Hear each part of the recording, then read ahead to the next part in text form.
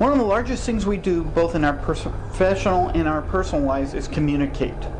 We communicate in our professional lives with customers, vendors or suppliers, co-workers, colleagues, supervisors, and even managers.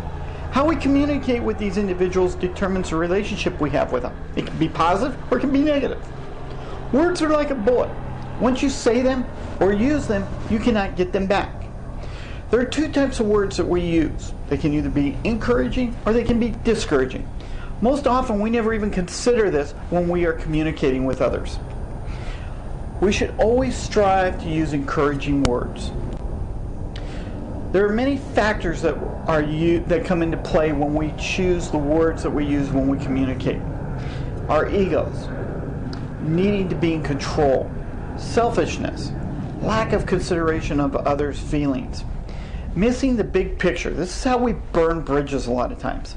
Lack of our own education, or it's just plain stupidity on our part. There are two forms of communication: spoken, which uses our voices; written, which uses some sort of print media. We communicate in two ways. We communicate verbally with the use of words, or non-verbally. The true intent of our message is 80% of our communications. Verbal and non-verbal occurs both in spoken and written forms. We always communicate differently when we write, probably because it's easier for those words to come back to haunt us. Verbal communications, the words we choose, shows a lot. I or me focuses on the individual. Us or we focuses on the team or the organization. Titles are the same way. CEO or president focuses on the individual. Founder, co-founder focuses on the team or the organization. This gives us insight as to the sense of what the message is all about. Nonverbal communications are how we say the message.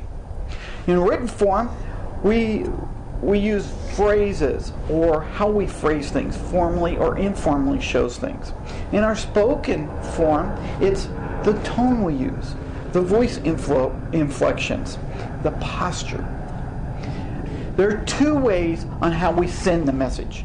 It's either done directly, us actually addressing our audience, or indirectly, us having someone to give that message to that audience on behalf of us.